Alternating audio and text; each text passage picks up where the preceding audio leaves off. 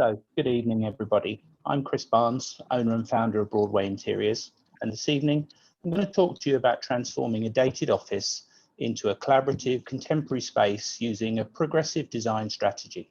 Quite often we call this renovation and refurbishment, and tonight this is what I'm going to take you through. I'm sure many of you are wondering, who am I? And I thought I'd give you a brief resume of who I am and how I've got to where I am today. When I left school with a general construction qualification, but always gravitated towards detail and design. This inspired me to work on various projects where I thought there was a creative opportunity. And from this, I found myself moving in a certain direction. But it wasn't until I came to the UAE in 1998 to see a friend for a holiday and see the opportunity that existed in the Middle East that I really saw where my future lay. A year and a half later, I was fortunate enough to set up my own company, Broadway Interiors, and from that things have developed. I've always believed that as an industry and as designers, our principal role and responsibility is a service provider, and accordingly, it's our responsibility to deliver to the needs of our clients. Quite often these clients can have varying degrees of requirements. Some wish you to do everything, some wish you to do very little, but just guide them through the process. But in each scenario, it's our responsibility as designers to dovetail that solution to help them in the best way possible. I've always believed that professionalism and a hard work ethic are important, and possibly it's one of the reasons I've been very fortunate to receive a number of recognitions and accolades over the years. Most recently, this year in the Regional Commercial Interior Design Awards, I'm nominated as number 8, to which I'm very grateful, very honoured and very humble, because we have a lot of talent in our region. And if there's any little bit of knowledge I can share on to the younger generation who are aspiring to develop and make the most of their future, I hope this will be of use to you. So today, who are we? Well, my company is Broadway Interiors. Broadly, we offer a variety of services. We are a design studio in our own right, so we do provide the associated design services. But with a construction background, that allows us to be more flexible and able to provide a variety of different solutions. Quite often we will do a design and build project for a number of our clients, and equally we offer project management. So when we have these three services, I think it gives me great confidence to be able to share with you some of the knowledge about renovation and refurbishment. Through the years, since 2009 particularly, when we started to focus a little bit more on design itself, we've been very fortunate. We've won a number of awards, both regionally, internationally, locally, culminating in this year in the World Leisure Industry Award for a project we did here in Dubai called Asia. Something I never thought a little company like ours, a boutique firm, could aspire to or even fortunately win. So this in itself is very humbling. But I would like it to be an inspiration for everybody. If you reach high enough, you can touch the sky. It is really all about delivering to your dreams. So this evening's presentation is all about why do companies refurbish? Well, there's a number of reasons that takes place: to increase productivity, revenue generation, improve efficiency, employee retention, expansion because they need to take further spaces, potential rebranding, regulatory requirements. Equally, there's also the well-being of staff. Having a new office is something that's quite appreciated by staff. So there's a number of criteria under which you would consider a refurbishment. When considering a refurbishment or renovation, there are a number of aspects that need to be taken into that project. One is obviously a budget consideration. One is the term of the lease. And equally, most refurbishments need to consider operation through the change. Operation through the change in itself can be very challenging because at all times you need to be sympathetic to the business and maintaining its core operation. So when you look at refurbishment, there are a variety of different strategies that apply, but broadly, most things can be developed into two key types of refurbishment. there is the cosmetic overlay, and there is the full intensive refurbishment. And I'm going to show you some scenarios and examples of both. After, looking forward and into the future, I'm going to show you a more collaborative way that embraces the social technology available to us today that we've actually taken on board for a couple of our more recent projects, which is also very exciting for Gen Z because I think it's something that you could find very easy to do. So when I talk about a cosmetic overlay, I'm going to give you two case studies. One is Abu Dhabi Tourism and Culture Authority, a project that we did in 2018-19, and the 24th Street Dusit Thani Hotel, which we did last year. Both of them are different. One is obviously office driven and for the office sector, and the other one is an F&B sector driven project. With the Abu Dhabi Tourism and Culture Authority, we were given a space, a full footprint of a floor, and we was asked to refurbish it. The normal considerations came about. We had staff working above us, working below us, and working around us. But we were given a footprint in the middle of their building and asked to renovate it and provide them a new, fresh solution that would engage the staff, provide them a space for ideation and collaboration. So you can see on the left-hand side, the space that they were working with before we took on the project. Clearly, it had a function, but it wasn't necessarily being utilized very well, and it certainly wasn't that appealing. So what we wanted to try and do was to embrace the space and make sure that, as with many projects nowadays, the asset that is the space itself needs to be used in more than one function throughout the day. So we've used that asset to provide a combination of breakout, ideation, collaboration, using a variety of neutral colors and palette, simply to give that space an uplift. Here, you can see on the left-hand side, one of the corridors before we touched it, where simply there was just a bit of detail in the carpet, but one curved glazing, which in itself was quite interesting, but never really had enough touches and detail to it. So with some simple cosmetic touches, redecoration of the wall, detailed frosting on the glazing, painting the ceiling, all very simple touches with the addition of color and furniture, you can see that you can dramatically change a space. We added to that by putting an inspirational comment on the wall for the staff. And there we have a new, exciting and interesting corridor, which promotes you to want to walk through that corridor, walk to the end and see what's beyond. Maybe with the original corridor, you didn't have that feeling. So it's all about the social engagement for the people who work in the space. Here you can see two of the walls that we subsequently changed. Again, we're using color, vibrant color in some places to offset the darker colors that we'd use. But everything you see is purely a cosmetic overlay. You can see the original 60 by 60 tiles in the left-hand picture, which was simply painted grey. The walls, which were originally gypsum painted walls, white painted walls, that we subsequently applied a stucco paint and then some stenciling. Then, with a little bit of more interest in the floor, some vibrant coloured furniture, we've suddenly got a corridor that has the opportunity to be many more things. When you add to that some sensitive lighting, suddenly you've got an engaging space. Equally, one of the quieter areas where they wanted some comfortable relaxation and reflection, we've put a softer carpet finish in, simply put a timber detail, a soft timber detail in the ceiling, and it's become a library, a space where people can engage with each other, sit on their laptop, just reflect for 20 minutes as the space needs.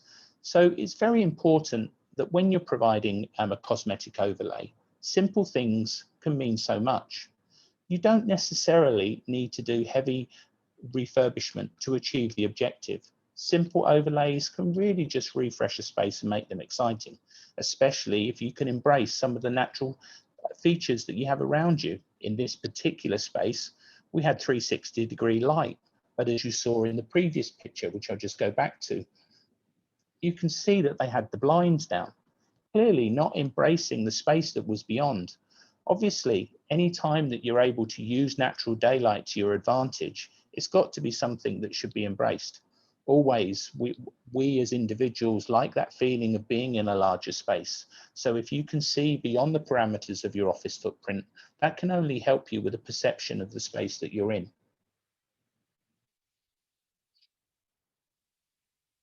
I'm going to take you on now to the F&B concept, which was a similar solution, purely a cosmetic overlay. But again, just with little touches here and there, we made the space more warm, accommodating, and a space that you'd want to sit in and spend a bit more time. The space on the left was designed in a nice way. There's nothing really wrong with it. But with the introduction of some vibrant color, a few accessories here and there, just to uplift that space, suddenly you're looking at something very different. Everything you see in the picture on the right-hand side is little touches here and there. Some of it is applied graphic, some of it is stenciled artwork, and some of it is graffiti. Then we added a few little accessories here and there, a bit of vinyl frosting on the signboard just to make that more interesting. And that then added a few extra lights. Suddenly we're looking at a different space. We followed that theme throughout this F&B concept. The perfect example was the entrance. On the left-hand side, you can see the sign to the entrance of the restaurant. It was technically one of the all-day dining areas that sits at the center of the hotel. But all the wall said was 24th Street, nothing more, nothing less. And it really wasn't that warm and favorable. So what did we do? A very economical solution. We literally printed loads and loads of graphics and created fly posters and then overlaid them in a pastiche across the wall to create lots of interest and fun.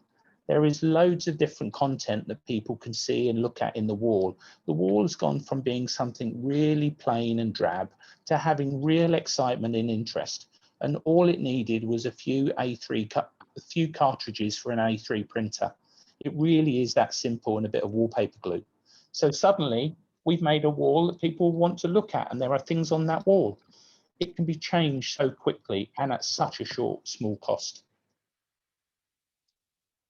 Here's another option looking further down the street.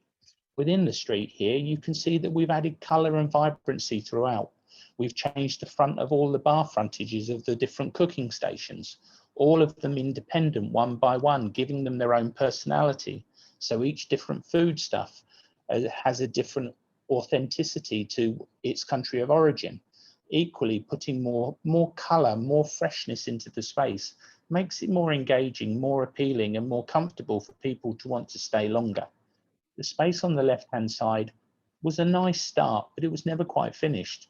And really, we only needed to do the 20% cosmetic overlay to make the space really engaging and to make it a revenue driver for the hotel.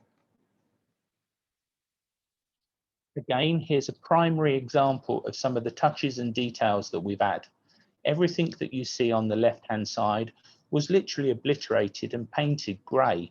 So there's very little detail in the roof, for example. What did we do? We used recycled timbers, coloured recycled timbers, to make that roof structure more engaging and appealing.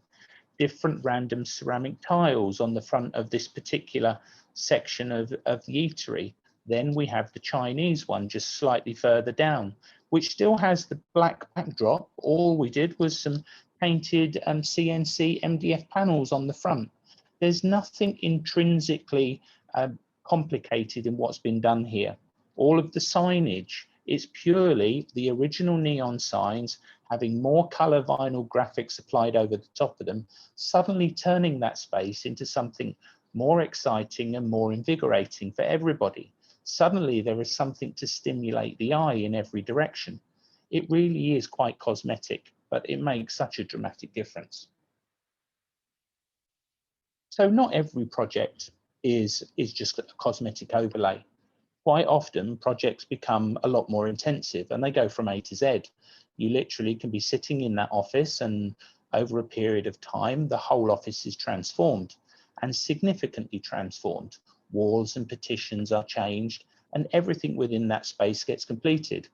And we believe that most refurbishment and renovation falls between these two spectrums, hence the reason we're showing you both of them today. So for an office project, I'm taking one in Riyadh.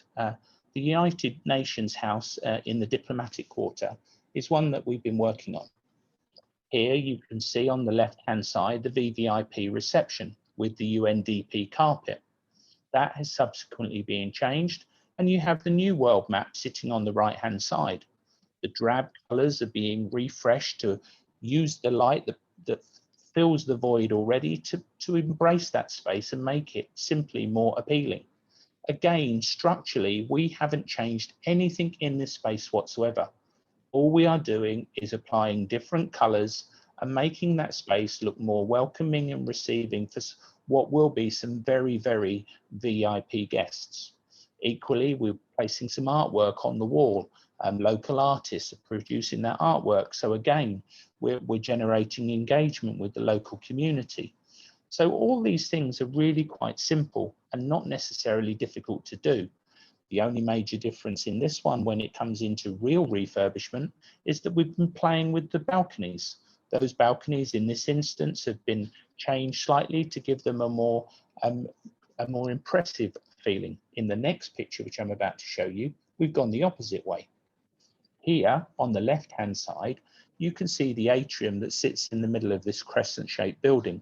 It's an amazing building, but the building was built 25 years ago.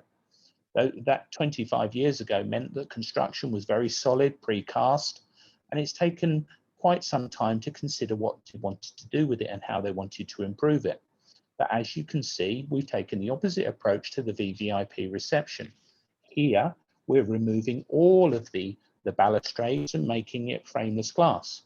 We want the light that is available coming through the atrium roof to exude and portray right through the space as much as is humanly possible, making the offices more light, transparent, fresh and airy. You know, with United Nations, it is very much a transparent organization. So having that ability for everybody to see everyone else is a really engaging thing. So this is exactly the same space with just a little bit of freshness and color, and the overgrown garden has just been stripped back and turned into a space that can be used for reflection and collaboration amongst staff, which is communally available for the whole of the office. The concrete panels on the wall to the left-hand side, we've literally just refreshed them with color, textured paint, and played with the corporate colors of UNDP. So for that, it makes it a really interesting space all of a sudden. From what looks very sterile on the left-hand side, we've used the advantages that the space gives us, obviously natural daylight being the main one, but also the amazing architecture that the space has. So we haven't done anything major here. All we've done is remove some few non-structural load-bearing walls and the balustrade itself, and suddenly we've got an amazing space. All of the offices have had the brick walls demolished in between them, and we're replacing that with frameless glazing. So you can see with some fairly sensible touches that don't cost a lot of money, you can dramatically change a space and at the same time make your client's asset, which is his work footprint, work for them better, more readily and more often during the working day.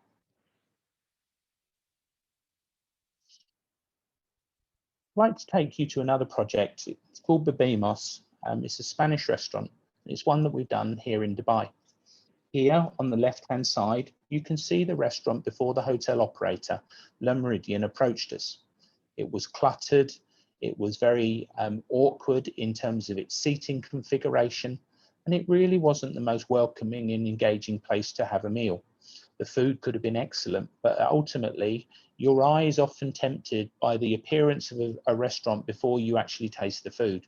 So it's really important that you create the right impression for your client, such that people go in and appreciate the food fare that your restaurant is offering. So if they leave that space, having looked at the space, really enjoyed the food, love the environment and ambience that they're sitting in, more often than not, they're going to come back again. With that in mind, you can see that on the right-hand side, we've taken the spirit of an Andalusian building, which is the crazy stones on the left-hand side. And then we've added the vibrant colours and the machuca tiles that are quite common in the region. We put that together with the colourful fish crates that you see acting as the overhanging bar. And suddenly when you put that with some second-hand door shutters on the front, we've been able to recycle and repurpose different materials that suddenly have a new lease of life. We very much believe that sustainability and repurposing is something that we should all consider, and we have a responsibility as designers to embrace. So when you see our designs, you will often see things that have taken a second life. That second life, in this case, as I say, is the fish crates, is the door shutters that make the front bar. All of these things can be repurposed and suddenly have a new lease of life, which suddenly gives that extra bit of history and context to a space that you're working inside. Again, here's another perspective in a slightly different direction. We wanted to show here that we can completely transform a space, and it's not difficult to do. We have a lot more interest and enough to stimulate the eye on the right-hand side. But the space on the left-hand side was sadly fragile. It really didn't have the warm and welcoming environment that you wanted to sit in, especially in today's modern standards with the discerning clients that we have. As an industry, I think us as designers have to appreciate that as time has moved on with the advent of the internet and social media, most people are so much more aware of interior design and how it permeates into our lives. If we have that ability to actually create spaces that people appreciate, I think it's something that is really important part of the DNA of today's interior designer, and something we should strive for with every project that we do. Discerning clients are becoming more and more common, so it's really important that they appreciate what we deliver. So to this end, I think you can see here the space on the right-hand side has so much more appeal, and at the same time still flexibility of space for the operator to move furniture around when groups come. But you would want to sit in that space on the right-hand side as opposed to the space on the left every time. Now I would like to move into a new area, an area that is of interest and something that we have explored over the last couple of years. With the advent of modern technology, we've applied a couple of different approaches to projects. Historically, we used to produce drawings. From those drawings, we would then develop sketches, 3D sketches. Those sketches would then be interpreted into drawings. We would then build the project, and then hopefully the client would be happy. But over the last 10 years or so, and the advent of digital technology in design software has meant that we have almost flipped the concept of how projects are developed. In the beginning, clients wanted to see visuals, and only some companies and studios were able to deliver visuals that met clients' expectations. Quite often, what was happening, people were producing visuals, and the client saw the end result, and it didn't meet that end result and his expectations, and that disappointed the client. But I think as our industry has matured, everybody has come to realize that the visual is so very important. These days, we now produce projects where the 3D visual is almost the first thing that's developed as soon as we've developed the floor plan. And after the visuals are approved, we then develop the drawings for the contractor. So this in itself is a complete flip in the way in which projects are now evolved. That in itself is quite an interesting development, and one that we wanted to take to the next level and see if we could try and do some things that made our design process completely paperless and completely communicative without the visuals being developed in the way that we would normally develop at this point in time. So over the last year, we've developed two different projects. One, the British Business Group in the British Embassy, and the refurbishment of Baby Q, which is in the Media One Hotel. Both of them have taken a slightly different approach. The British Business Group, commonly called the BBG, had a building donated and built for them inside the embassy nearly 20 years ago. So, like the United Nations House in Riyadh, its construction form was very basic and very simple. The space in itself just had a simple 60x60 tile, painted walls, a carpet that was threadbare, and a few pieces of occasional furniture. Really not the welcoming space that someone would actually want to sit and work for the duration of a year. They also found that there was quite a turnover of staff. Well, it's hardly surprising when you look at the space. It's not the most engaging and welcoming of spaces. So what we did, was a cosmetic refresh. That cosmetic refresh was done in a slightly different way though. We didn't produce one drawing, not one drawing at all.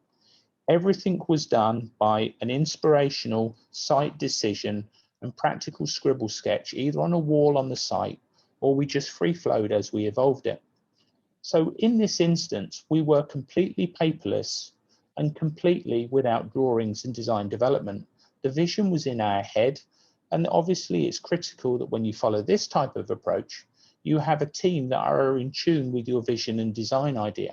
So communication is important. That communication was often through the social platforms that we all use today, platforms such as WhatsApp.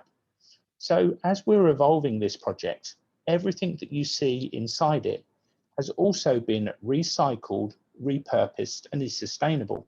So as we look at the picture on the right-hand side, that was an entry door. That entry door was rubbed down and turned into a breakfast bar. The tiered seating was some storage crates that were sitting outside. And the carpet design was a combination of surplus stock that was sitting inside one of the suppliers in Dubai. The only organic and new item inside that is the creative graffiti and the colorway that we've actually applied on the wall. But all of this is done at a very low cost and very simply. In a similar way, we had some surplus materials in our warehouse. And because we were working for the British Business Group, we wanted to replicate the cobbled streets of London. So the reception area actually has some cobbled streets. Again, just using surplus materials and applying what was already there. Very much a simple cosmetic overlay. All we've done here is applied paint on a white painted wall. It's really quite an easy thing to do, but it makes a dramatic change. Yes, of course, we bought a new tree. Yes, we put a bit of new furniture in, but again, we were looking for recycled products and discontinued items. So we were very clever and very frugal with the way that we did this, but it was all done through research, communication, and actually talking through what was possible. None of it was done with detailed drawings. Here, I show you the corridor. The corridor was walking towards both the toilets and it was walking towards a variety of different offices. So because we wanted to keep that element of the authenticity of London, we've used some surplus bricks, applied them on the wall of the left-hand side, and all of the doors have had an aluminium sheet placed on them to drastically transform them. Reapplying a dark coloured stain over the mahogany of the door frames suddenly makes those door frames look very different. But again, a completely cosmetic approach. Equally, we've removed the lighting from the 60x60 ceiling and just put a new track light that's washing down a surplus stock of green wool that we literally applied to the existing wall, and suddenly we've transformed it. All again, very simple and very cosmetic. And as I mentioned previously, none of this being done on a drawing, simply good communication and free flow between the design team and the site team, ensuring that the vision seen is delivered through the construction and at the same time communicated to the client as to what you're going to do. Because clearly if there are no drawings, it's very important that we as designers, following this type of free flow approach, make sure that our client, unless they're fully trusting, understand what we're trying to do and how it's going to look when finished. So I show you finally one further picture on the left-hand side. This was the office from the opposite way, looking back. And what we did, again, we've kept the furniture, we've introduced a few storage facilities, we've wrapped around the existing furniture and just applied some of those surplus materials that we had. The centerpiece of the office is the typical crossword that comes from the Times newspaper, where staff and some of the guests that come in the space can actually answer the questions as to what the crossword puzzle means. And yes, we did even go to the trouble with these surplus tiles of actually making it a real crossword. There are certain words that are on there already, but we've left the rest for the guests to fill in. So all of these things considered have made this a very engaging and appealing office for a very, very small budget, simply by being frugal with what we've done, utilizing surplus stocks that sit in every warehouse around the region, and communicating with our client, all without producing a drawing. So just following that through to its final conclusion, the wall here on the left-hand side, this was made exclusively from recycled timbers, sitting in a joinery workshop that were just sitting there, never going to be used. We cut them all into small little blocks and replicated the full wall in the form of a Union Jack, obviously the flag of the United Kingdom. So hence we've been able to use a redundant material that was hardly ever going to be used, and we've turned it to something really engaging.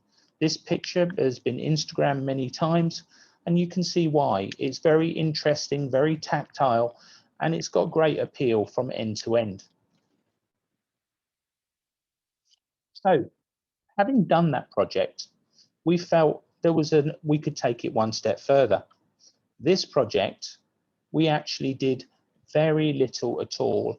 Everything, we took 2 photographs, and from those 2 photographs, every decision thereafter was either a sample or an approved decision that was made through WhatsApp. So in this instance, we had a client team, our design team, and our construction team. We were all in tune with each other. We had one communal group, and through that group, everything we did in, again, this cosmetic overlay was a decision-making process that allowed us to transform this venue within a 6-week cycle. As you can see, we've transformed the floor, we've changed all the fabrics on the furniture, we've changed the bar front, we've changed the recess in the ceiling, but we haven't actually changed the physicality of anything inside this space. Everything is purely transformation through color and texture. All very simple. All the same products are still there, but we've just used them and refreshed them with either surplus materials, recycled items, or new colors and paints. So I hope you can see that there is a dramatic difference. The only thing, we wanted to keep one item the same as its original. You will see at the end of the bar, there is a concrete column. It's very sizable in its appearance, but we felt that because it was central to the space, we would leave that just as a homage to the original design. But everything else inside that, from the camouflage ceiling, which starts in the shades of pinks and reds and runs through the green hues, all of that is the same as you see in the picture on the left-hand side. Nothing is different. And as I say, this picture, everything here was done by Photoshop. So we did not do a drawing. We literally took one photo and then was continually photoshopping over the top of it, sending pictures out via WhatsApp and seeking approval. Here you can see the finished approach where we've transformed everything inside the space. The chairs are still the same, the table is the same, we just rub them down, give them a recolor. The fabrics on the sofas have just been changed. Even the artwork on the wall has been changed, but nothing in the space is different. A completely and dramatic cosmetic overlay. One final picture just to show you everything. Artwork in the lift lobby. Here, again, because it was a very progressive Gen Z project, we're talking about artwork that sits beyond the boundaries of the frame itself. So as with many things, we're trying to think outside the box and provide people that visual stimulation that this is an amazing space that people want to enjoy and appreciate.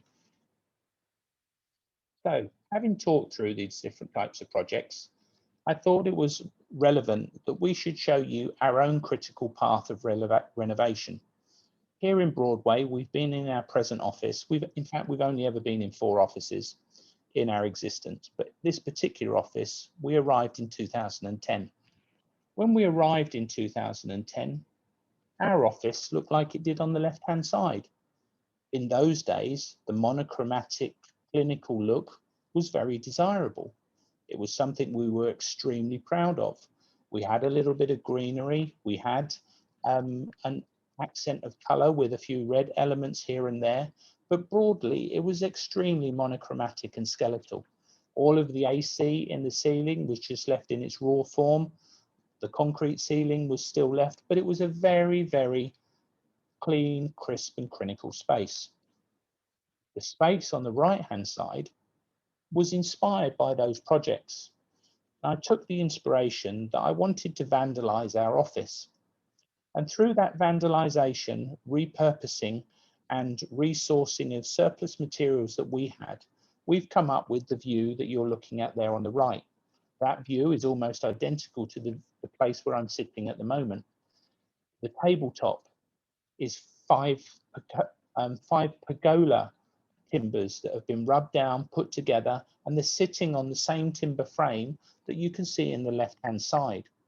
The storage cupboards are the same storage cupboards, but they're just literally wrapped in an OSB board black frame and a storage support above, and then they've been completely graffitiized.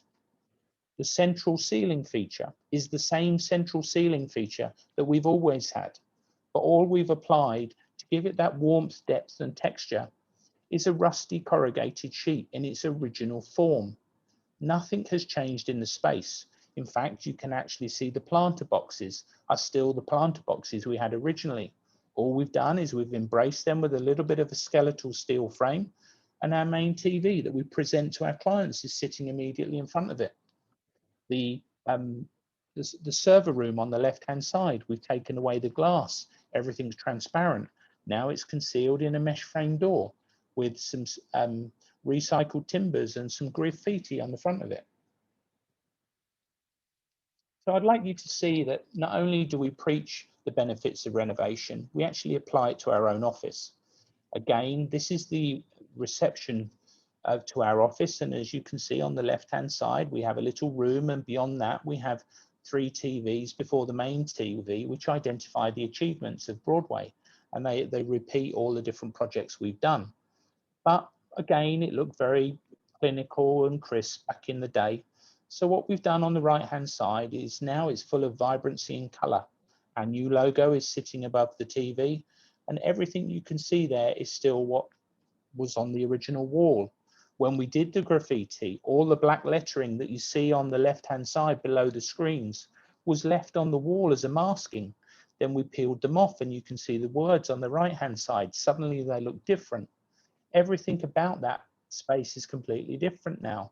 And all of this is cosmetic refresh. It's a very simple thing to do, but can have really dramatic and very rewarding benefits. So I'd like you to think, I've shown you some areas and ideas that can be a source of inspiration for you going forward.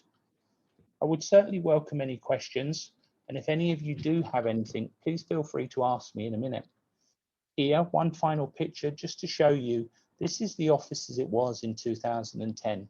I can't believe that that's how it was now, because we've become so used to what we have here in 2021.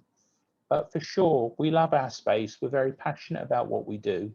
We know we're a service provider, but there's nothing stopping you enjoying your work environment. And we certainly enjoy the work environment we have that's been developed through renovation and refurbishment. So over to you guys. If you've got some questions, I'm here to answer them and hopefully help you on your path going forward. Thank you very much. Thank you, Mr. Chris, for sharing those very unique and vibrant projects. We actually received the question asking, what was your favorite project that you've worked on in Broadway? I think the favorite project changes as we evolve. I was very proud of our office when we did it in 2010, but I'm equally proud of the office that we have here now. We have been very fortunate to develop some amazing concepts. Probably our most successful concept has been Black Tap, which is the New York Burger Bar. We're on our 15th iteration of that, both in the region and in Europe. And that is something that we will always have great pride on. We've also Asia, a restaurant that we developed firstly here in Dubai, in Dubai Marina, is the restaurant that has recently won the world accolade. That is something that we will always cherish very much because of what that stands for. We've been lucky to able to replicate that in Russia and one other country, and we're presently developing an exciting version of that in Abu Dhabi. So that in itself is quite rewarding. I think the design path for most people in our industry evolves, and I'm sure for the younger members listening, their path will evolve too. What you do today you'll be very passionate and rewarded by, but what you do tomorrow may reward you and you feel even more achievement against. So I think it's a difficult question to answer, but I think if you put your effort and energy into everything you do, you should always feel rewarded by the delivery of any project.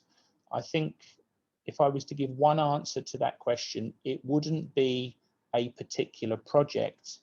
It would be that client's reaction when you finished a project and he sees it for the first time and you know he loves it.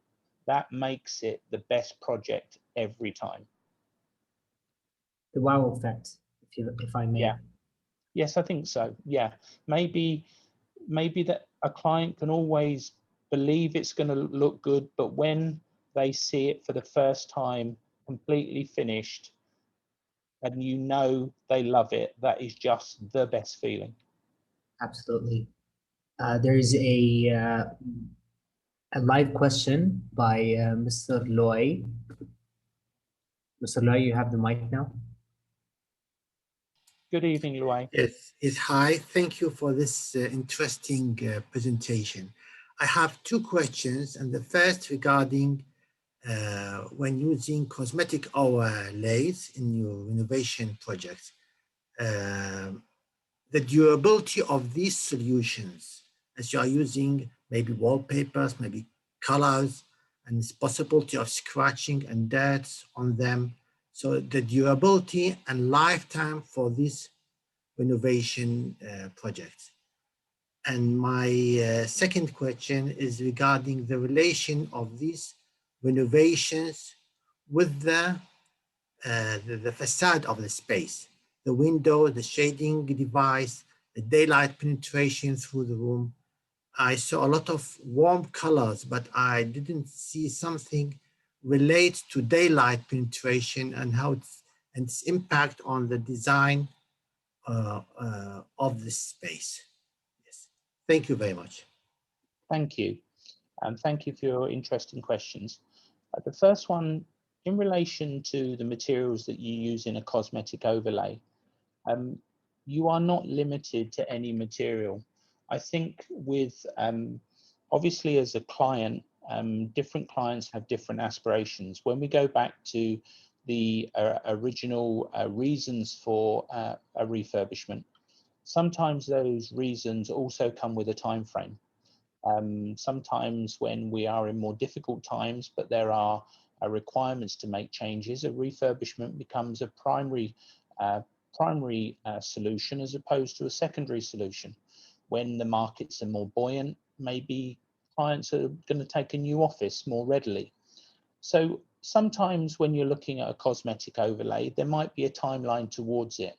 We need to refresh this office for a couple of years because we can't afford to move office right now, as being one example. But I think a cosmetic overlay doesn't limit you in any way, shape or form to durability. If you look at a number of the materials that we've used in those refurbishment, in the cosmetic overlays in particular, anything that is at a low level, which will take abrasion and high traffic, is always with a durable material. Now, You know, even a paint finish can be a durable material if the right specification is provided. So I don't think you are limited in terms of the durability of anything when you look at a cosmetic refresh, if you do the basics correctly. So for example, when I showed you Baby Q, if the core of a sofa is rotten and it really isn't able to receive a new fabric overlay, then part of that refurbishment must also include improving and uplifting the cushion that sits inside that sofa. Of course, if your element is tired beyond just the superficial side of it, you do have to delve a bit deeper and make sure that you correct the defects that sit within inside it such that you can use it again. But when I mentioned that Baby Q, looking at some of those sofa seats, they were tired. There were depressions in the seats where they've been used so frequently. So when you can bring a sofa back to life and it's given the right level of cushioning, it's quite a rewarding a process to actually deliver something quite amazing. Hopefully that answers your first question.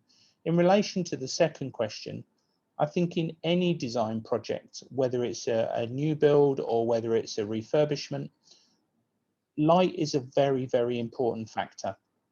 In fact, referring back to the Baby Q project in particular, because we used such a controversial color palette, the light was a very, very challenging aspect for us.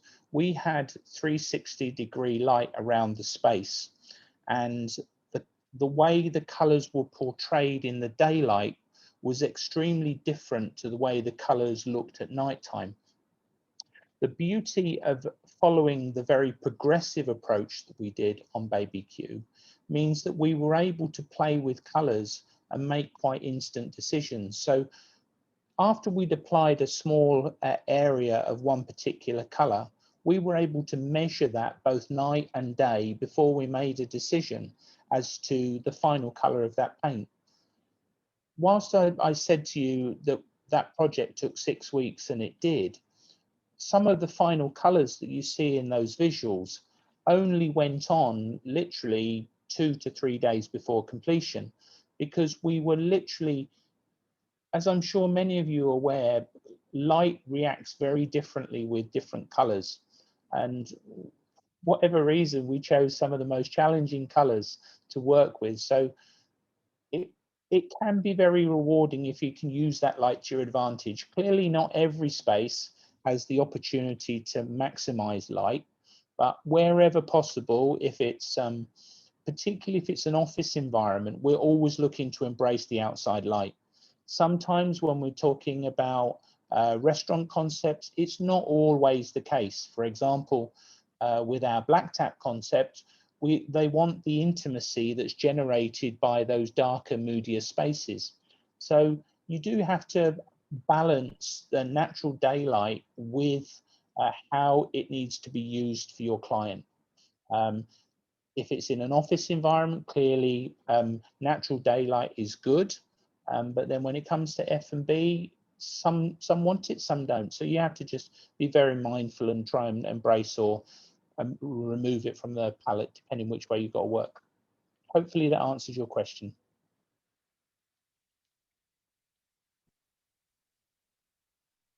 Thank you, Mr. Chris. We've received 2 written questions that are linked to one another. Sure. First is by Ms. Mam Al-Gharbi. Could we create an engaging environment for an office building functionally that lasts for a lifetime and doesn't age whenever the trends change? And the other question is by Mrs. Barnes. In your experience, how many years does a design last before it needs a facelift? I think we're in an ever-evolving society, and being in such a society, the demands on design change. I can draw a parallel to when I first arrived in Dubai. The industry was an emerging industry which had great potential within the region, but design was not necessarily known by many people. Yes, there were students and people who were interested in design, architects, engineers, and the like. And of course, all of the region was just about to hit this amazing construction boom. But in those days, when we talk about interior design, social media had not come to the fore. The many publications that are now available that showcase all these amazing designs were not readily available for us either. So in those days, both the public and the clients were not so appreciative of or understanding and discerning about interior design. Maybe in those days, a nice space was conceived acceptable. These days, everybody has a discerning eye when they're looking at an interior design. So I do feel that we've evolved massively in those 20 years. Now, with that in mind, to specifically answer the question, it's a difficult one to know exactly how long a space should last. Many landlords will put qualifications in their leases, which particularly in retail spaces tell clients that they must, or tenants rather, that they must refresh their spaces within 3 or 4 years. Equally, other clients work from a commercial perspective where they work on depreciation. And once an office is depreciated, they're looking to do it again. If space is developed correctly, it shouldn't need refurbishment because it's aging and looking tired. It should only need changing at a point in time when there's a desire for a new look. So for me, if you build it correctly, you should only need to change it if you want to change the overall look and ambience. There is no shortcut to doing something the right way.